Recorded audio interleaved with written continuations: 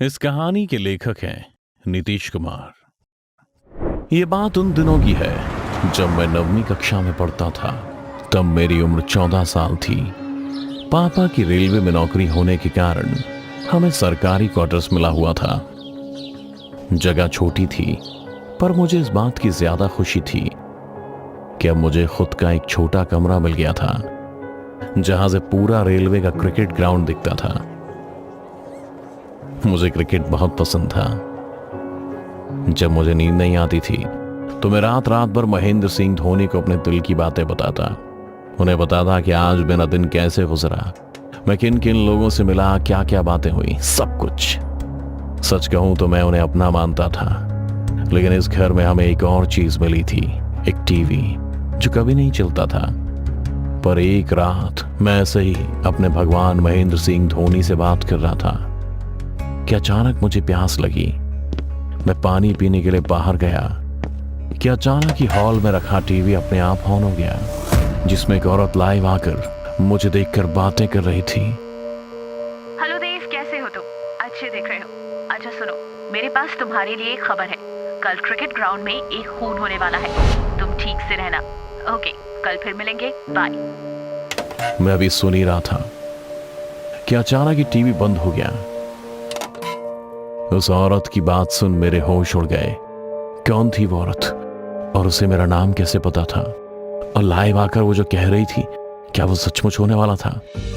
ये सब सवाल मेरे खून को जला रहे थे। मुझे जब अपने कानों पर यकीन नहीं हुआ तो मैं टीवी के पास जाकर उसका स्विच देखा, तो वो तो पहले से ही बंद था। ये सब क्या हो रहा था मेरे साथ? मैं सारी रात इस बारे में सोचता रहा। अगले दिन पूरा टाइम स्कूल में भी मेरे मन में उस औरत की बात ही गूंजती रही। फिर वापस घर आकर भी मैं खिड़की के पास बैठा, क्रिकेट ग्राउंड को ही देखता रहा। क्रिकेट ग्राउंड में आज काफी भीड़ थी। शायद किसी टूर्नामेंट का फाइनल चल रहा था। लोगों के चिल्लाने की आवाज मेरे घर तक सुनाई दे रही थी। मुझे अभी तक सब कुछ ठीक लग रहा था। देखते ही देखते मैच भी खत्म हो गया और सब लोग वापस अपने घर को चल दिए। माँ ने भी मुझे खाना खाने के लिए बुला लिया। लगता है मैं कुछ ज्यादा ही सोच रहा हूँ। शायद ये सब कुछ मेरा वहम भर है। किसी तरह खुद को दिलासा दे मैं खाना खाकर वापस आ गया, पर मेरे मन के किसी कोने में एक टीस अभी भी दबी रह गई थी। इसी जिज्ञासा के साथ मैंने एक बार फिर क्रिकेट ग्राउंड को देखा, तो पूरे ग्राउंड में सिर्फ एक शख्स पीठ करके बैठा हुआ था। मैं काफी देर उसे ही देखता रहा, पर घंटों तक वो शख्स अपनी जगह से हिला तक नहीं। रात के 11 बज रहे थे। मैं चुपके से ही बिना किसी को बताए ग्राउंड पर पहुंच गया। मैं डरते हुए शख्स को आवाज लगा रहा था, अंकल, आप ठीक तो हैं? अंकल, रात हो गई है, आपको घर नहीं जाना? अंकल, आप सुन भी रहे हैं? मेरे इतना कहने पर भी जब उस शख्स ने कोई हरकत नहीं करी, तो मैंने आहिस्ते से उसके कंधे को पकड़ा ही था कि उसका सिर खुद ब खुद उसके धड़ से नीचे जा गिरा। किसी ने उस शख्स की गर्दन काट कर उसके धड़ पर सजा दी थी। अचानक ही उसका सिर नीचे गिरता देख मेरी चीख निकल गई। मैं पूरी तरह से डर के मारे कांपने लगा था। तभी मेरी नजर उस शख्स के कटे हुए सिर पर गई, जो एकटक मुझे ही देख रहा था। सच कहूं तो मरते दम तक मैं उस शख्स का कटा हुआ सिर भूलने वाला नहीं था।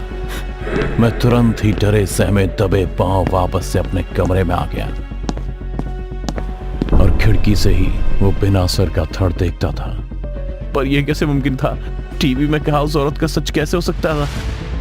कहीं उसी ने तो मर्डर नहीं किया है, या फिर कोई मुझे जानबूझ के बेवकूफ बना रहा है और शायद से वो सच भी हो गया। मैं इस तरह के सवाल खुद से करता रहता, और अब मैं धोनी के पोस्टर से बातें करना भी छोड़ चुका था। मुझे बस इंतजार था तो आज रात 3 बजने का। इसी कारण मैंने मम्मी पापा के सोते ही टीवी से जुड़े सारे तार निकाल दिए और उसके सामने बैठकर बस 3 बजने का इंतजार करने लगा। जिसका मुझे डर था वही हुआ। टीवी इस बार अपने आप चालू हो गया, पर इस बार वो पहले वाली औरत नहीं थी, बल्कि इस बार टीवी में वो आदमी था जिसका क्रिकेट ग्राउंड पर कत्ल हुआ था। जो आंखें क्रिकेट ग्राउंड पर मेरे जहन को नोच रही थीं, वही आंखें अब टीवी के अंदर से लाइव ही मुझे देख रही थी, मुझसे बातें कर रही थी। हेलो देव, कैसे हो तुम? क्या हुआ? आज थोड़े डरे हुए लग रहे हो। सब ठीक तो है? अच्छा सुनो, मेरे पास तुम्हारे लिए खबर है। कल तुम्हारे पापा मरने वाले हैं, इसीलिए उनका ख्याल रखना और अपना भी। हम जल्दी मिलते हैं, बाय। उस शख्स की बातें सुन मैं टहल गया। एक पल के लिए मुझे लगा जैसे मैं अभी भी क्रिकेट ग्राउंड पर हूँ और उस शख्स का कटा हुआ सर मुझसे बातें कर रहा है। जब मुझे कुछ समझ नहीं आया तो मैं तुरंत मम्मी पापा के दरवाजे को पीटने लगा, जोर जोर से चिल्लाने लगा, पापा दरवाजा खोलो, मुझे डर लग रहा है। सब सो गए क्या? माँ, पापा? मुझे इस तरह से चीखते सुन माँ ने दरवाजा खोलते ही मुझे गले लगा लिया। पापा भी मुझे बेचैन होते देख चिंता में आ गए थे। उन्होंने भी मेरे सिर पर हाथ फेरते हुए कहा, क्या हुआ बेटा, कोई बुरा सपना देखा क्या? चिंता मत करो, सब ठीक है। पापा की बातें सुन मुझे टीवी में बोलते उस शख्स की बातें याद आ गईं। मैं पापा को टीवी की ओर इशारा कर सब कुछ बताने ही जा रहा था कि तभी मैंने ध्यान दिया कि टीवी तो बंद है और उसकी सारी तारें तो मैंने खुद अपने हाथों से निकाली थी। फिर भला एक 14 साल के बच्चे का कोई यकीन क्यों करता? यही सोचकर मेरे कांपते होठ चुप ही रह गए। माँ पापा को लगा कि मैंने टीवी में कोई डरावनी चीज देख ली है, जिस वजह से मैं बहुत डर गया हूं। मैं डर तो गया था, लेकिन आने वाले कल से उस रात मैं माँ पापा के साथ ही सोया और रात भर आंखें बंद कर यही दुआ करता रहा कि कल का सूरज ना निकले। लेकिन कल सूरज निकला भी और उसने अपना सफर पूरा कर रात की काली चादर भी ओढ़ ली। माँ पापा अभी तक क्यों नहीं आए? अब तक तो आ जाते थे। और मैंने जब सुबह ही बोला था कि मुझे आज दिन भर पापा के साथ रहना है, तो फिर माँ पापा काम पर चले गए। क्या एक दिन में मेरे लिए छुट्टी नहीं ले सकते थे? मेरी इस बात पर माँ ने कहा, देव मैं देख रही हूँ, कल रात से ही तुम बहुत अजीब बर्ताव कर रहे हो। आखिर तुम्हें हो क्या गया है? अभी पिछले हफ्ते ही तो हम लोग वाटर पार्क गए थे और इस हफ्ते तुम्हें फिर से घूमने जाना है। बहुत हो गया अब तुम्हारा। लगता है तुम देर रात तक बहुत टीवी देखते हो। अब बस, और नहीं, अब ये सब कुछ बंद, समझे? कि अचानक ही माँ का फोन बजने लगा।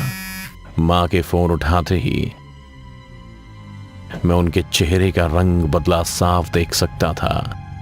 बात खत्म होते ही माँ की आंखें नम हो गईं, फिर टप टप कर सैकड़ों आंसू गिरने लगे। अब उनके हाथ पांव कांपने लगे थे। माँ के हाव भाव बदलते देख मेरे अंदर भी डर का सैलाब उमड़ पड़ा था।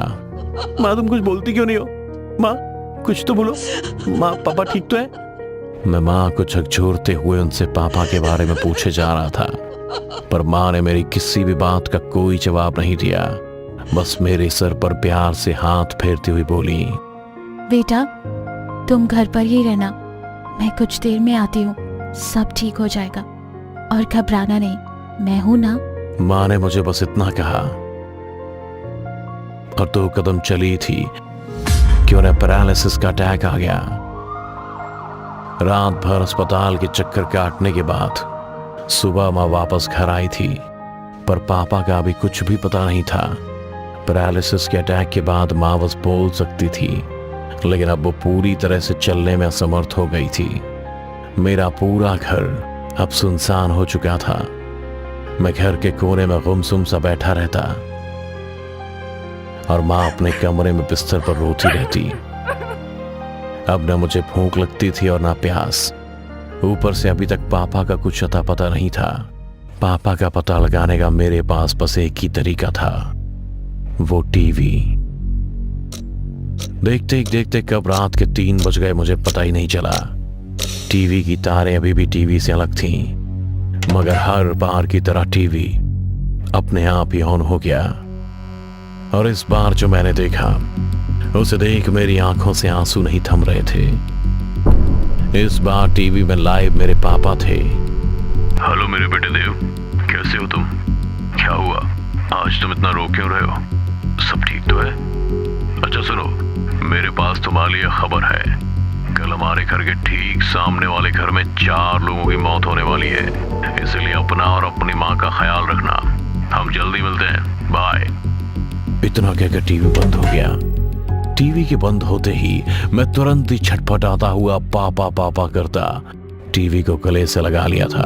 नहीं पापा नहीं, आप कहाँ चले गए? हम सबको आपकी जरूरत है पापा, प्लीज लौट आओ ना। पापा आप सुन भी रहे हो? मैं आपको वापस बुला रहा हूँ पापा। पापा को बुलाता हुआ मैं टीवी को झकझोरने लगा। इस पर भी जब मेरा मन नहीं भरा तो मैंने टीवी को फोड़ दिया। माँ भी इतना शोर शराबा सुन नींद से जाग गई थी, पर मैंने उन्हें पड़ोसी का झगड़ा बताकर दोबारा सोने को कह दिया और खुद भी सोने चल दिया। अगली सुबह जब मैं नींद से उठा तो देखा टीवी वापस से पहले जैसा पड़ा हुआ है। उस पर खरोच का एक निशान नहीं था, पर अब मेरे अंदर एक जिद पैदा हो चुकी थी। मुझे अब किसी भी हाल में इस टीवी का राज जानना था। मेरे मन में अभी भी यह सवाल गूंज रहा था कि आखिर क्यों मरने के बाद लोग इस टीवी में लाइव आते हैं और कौन उन्हें बताता है कि अगली मौत किसकी होने वाली है। मेरे पास अब एक ही रास्ता था कि सामने वाले घर में जो 4 मौतें होने वाली हैं, मैं किसी तरह उसके कातिल को पकड़ सकूं। इसी सोच के साथ मैं सामने वाले घर पर निगरानी रखने लगा। मैं 24 घंटे सामने वाले घर में दूरबीन से देखता रहता, पर 2 दिन बीतने के बाद भी जब उस घर में कुछ नहीं हुआ तो मेरे मन में भी बेचैनी बढ़ने लगी थी, क्योंकि मुझे किसी भी हाल में अपने पापा के कातिलों तक पहुंचना था। इसीलिए अपने दिल पर पत्थर रख मैंने उस घर में चुपके से जाकर गैस लीक कर दी और किसी अनहोनी का इंतजार करने लगा। मुझे अभी 10 मिनट हुए थे कि सामने वाले घर में गैस ब्लास्ट हो गया और 4 लोगों की मौत हो गई। सच कहूं तो मुझे खुद से घिन आने लगी थी। मैं खुद से नजरें नहीं मिला पा रहा था, पर अपने पापा के कातिलों तक पहुंचने के लिए मेरे पास कोई और दूसरा रास्ता भी तो नहीं था। लेकिन मेरी इस कोशिश का भी कोई नतीजा नहीं निकला। वो 4 लोग जो मेरी वजह से मारे गए थे, वो उसी रात 3 मुझे लाइव टीवी पर आए और उन्होंने मुझे अगले शिकार के बारे में बताया। लेकिन ये नहीं बताया कि वो लोग टीवी में लाइव क्यों आते हैं। पर मैंने जिद नहीं छोड़ी थी। जैसा कि अब तक चलता आ रहा था, उन 4 लोगों ने भी मुझे अगले शख्स के बारे में बताया जिसकी मौत होने वाली थी, और इस बार भी उसे मैंने ही अपने हाथों से मारा। फिर उसके बाद किसी और, उसके बाद एक और को, फिर एक और। ऐसे ही अब मैं रोज रात को 3 बजे लाइव न्यूज़ देखता और रोज एक कत्ल को अंजाम देता हूँ।